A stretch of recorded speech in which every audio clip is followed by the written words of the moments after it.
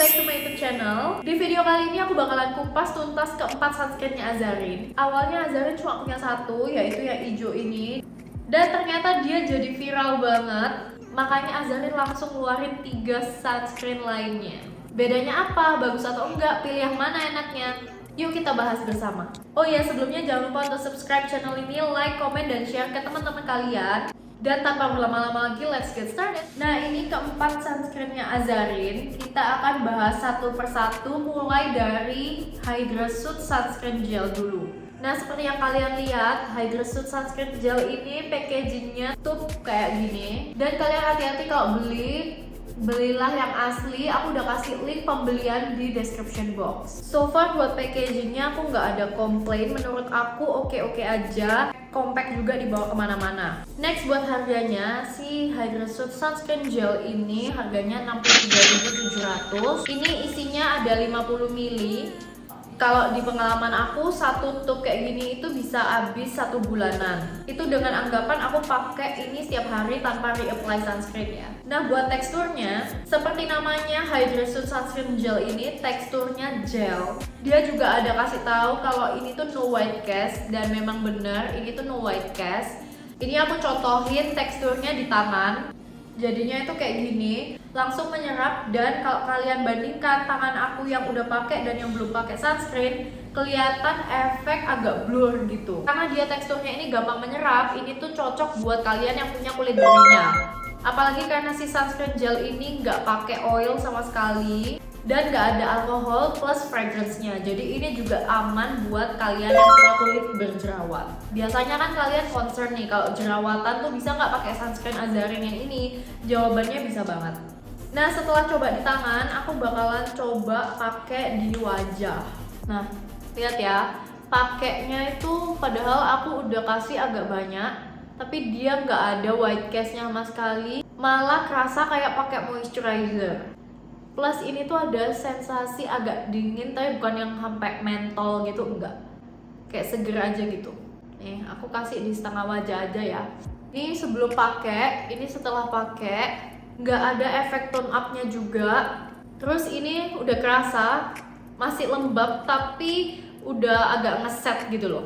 Nextnya kita akan bahas ingredients yang ada di dalam Azarin Hydra Suit Sunscreen Gel ini plus kelebihannya. Buat ingredientsnya yang aku notice pertama kali adalah ini, meskipun hasilnya itu bakalan matte, lihat ya, matte kayak gini, dia ini nggak bakalan bikin kulit kalian kering. Karena di ingredients kedua aja udah ada glycerin, dimana glycerin ini fungsinya buat melembabkan. Terus ada juga aloe barbadensis leaf juice atau aloe vera. Dia ini fungsinya buat menenangkan kulit gitu loh. Jadi buat kalian yang suka kemerahan tuh cocok sebenarnya.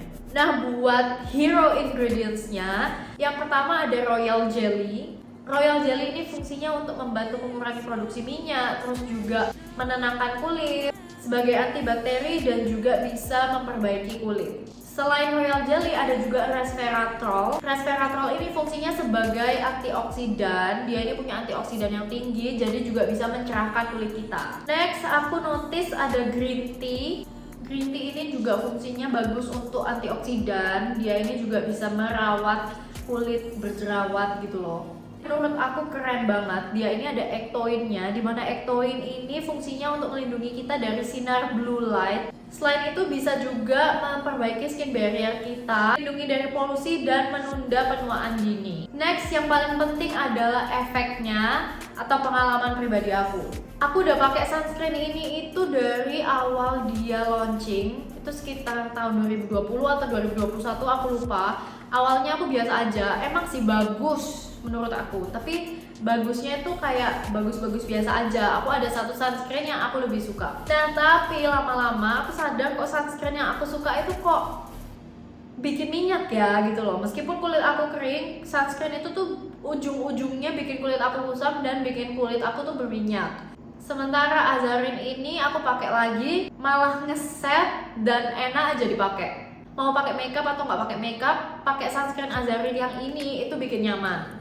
Abis itu mulailah aku rekomendasiin sunscreen ini buat pacar aku karena dia tuh lagi cari sunscreen juga, tapi kulit dia tuh berminyak banget Nah, dia cari sunscreen buat yang kulitnya tuh berminyak. Aku rekomendasiin Azarin, dan sampai sekarang ya, ini beneran, dia itu bisa nyetok 2-3 sunscreen Azarinnya ini di kamarnya. Saking sukanya dia sama sunscreen ini. Dia tuh juga selalu banding-bandingin sunscreen lain sama sunscreen Azarin gitu loh. Kayak ini tuh jadi jagoannya dia banget. Apalagi sama tagline-nya Azarin yang Daily Skin Protection for the Sunscreen Haters. Kayaknya dia tuh kayak seneng banget gitu loh. Sampai detik ini aku, pacar aku, mama aku, dan adik aku semuanya pakai sunscreen Azarin yang ini. Kulit pacar aku berminyak, kulit aku cenderung kering, kulit adik aku juga cenderung kering, tapi kita semua bisa cocok sama satu sunscreen ini. Menurut aku kelebihan yang paling dirasa adalah dari efek setelah pakai sunscreennya. Nggak ada kusam, nggak ada white cast, gampang di blend, nggak bikin minyak, nggak peeling juga, dan buat sehari-hari ini tuh sudah sempurna banget. Teksturnya pun gel, jadinya nggak bikin kayak berat dipakai di wajah gitu. Hands down buat yang ciptain Azarin ini, cuma satu aja request aku, bikin ukuran yang jumbo supaya bisa pakai terus-terusan, nggak habis-habis.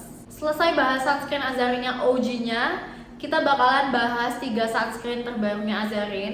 Yang pertama aku bahas dulu Hydra Max C Sunscreen Serum. Dari packagingnya, dia ini beda warna ya sama yang tadi. Yang tadi itu hijau, kalau yang ini Azarin bikin sunscreennya itu warna orange gitu. SPF-nya pun beda. Yang original itu SPF 45, kalau yang ini SPF 50 PA++++.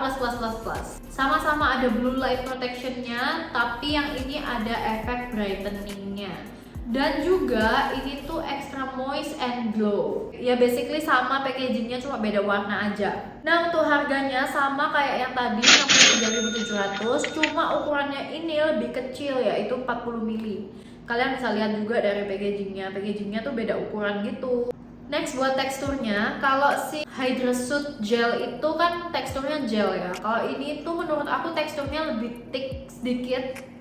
Meskipun sama-sama gampang di blend, tapi teksturnya si Orange ini lebih kayak sunscreen gitu. Nah, kalau aku bandingkan sama yang tadi, si Orange ini juga lebih mengkilap, lebih kelihatan efek glowy-nya daripada si hijau. Si hijau kan tadi tuh matte ya. Kalau ini tuh menurut aku glow finish gitu. Seharusnya ini cocok buat orang kayak aku yang kulitnya tuh cenderung kering, karena ini memberikan efek kelembapan yang lebih sih aku bilang dibandingkan yang hijau.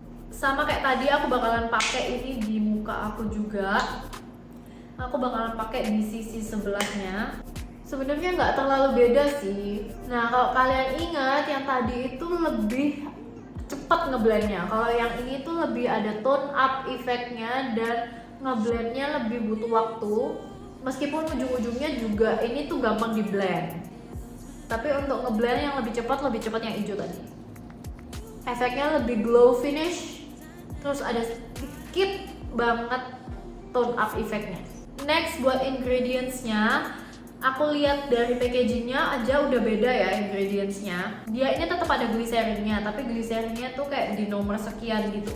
Nah, yang aku notice di sini itu ada ascorbic acid alias vitamin C. Dimana vitamin C ini memang bagus ya buat mencerahkan, jadi sesuai sama packagingnya dia yang untuk brightening. Selain itu aku notice juga ada hyaluron 11 multi complex, dimana ini tuh bisa menghidrasi hingga ke 11 lapisan kulit. Dan gak cuma itu, bisa juga memberikan efek kekenyalan di kulit gitu loh. Dan yang terakhir sama ada ectoinnya juga, jadi ini tuh bisa melindungi kita dari sinar blue light, polusi, terus bisa melindungi skin barrier dan mencegah penuaan dini. Oh ya, information juga, ini tuh 0% alkohol dan 0% fragrance. Jadi menurut aku buat yang kulitnya sensitif itu masih bisa. Jujur menurut aku meskipun kulit aku cenderung kering, aku lebih suka pakai yang hijau daripada yang ini. Menurut aku yang orange ini lebih melembabkan, bener efeknya, tapi somehow lebih bikin minyak juga di kulit aku. Ini meskipun kulit aku itu cenderung ke kering ya. Minyaknya bukan yang kayak super berminyak gitu, enggak. Tapi mungkin karena pada saat itu aku bandingkan juga dengan pakai yang hijau, kulit aku tetap normal. Tapi kulit aku yang aku pakai yang orange ini bisa lebih kelihatan minyaknya gitu loh. Jadi kalau disuruh pilih, aku bakalan pilih yang hijau. Tapi kalau misalkan aku cuma ada ini, aku juga bakalan masih pakai ini. Next, aku mau bahas sunscreen yang berikutnya, yaitu yang Tone Up Mineral Sunscreen Serum. Nah, kalau buat kalian yang kulitnya sensitif banget atau kusam banget, mungkin kalian cocok pakai ini. Nah, kalau yang ini tuh kayak edisi physical sunscreen-nya yang dua produk tadi. Packagingnya lebih kecil dibandingkan yang oranye dan yang hijau tadi di awal. Tapi yang aku suka, biasanya memang physical sunscreen tuh kayak gini sih. Packagingnya itu punya aplikator buat ngeluarin sunscreen-nya itu panjang kayak gini. Jadi sunscreen-nya bisa keluar dengan lebih rapih. Buat harganya lebih mahal daripada yang tadi, ini tuh 71.200 gitu. Untuk ukuran yang lebih kecil, yaitu 27 mili. Cukup kecil sih menurut aku untuk sunscreen. Cuma emang dia ini nggak perlu terlalu banyak ya. Seperti yang kalian lihat tadi, ambil 2 jari itu gampang banget, udah cukup gitu. Nah, biasanya concern dari physical sunscreen itu adalah teksturnya yang susah ke blend. Terus efek white cast-nya itu kelihatan banget.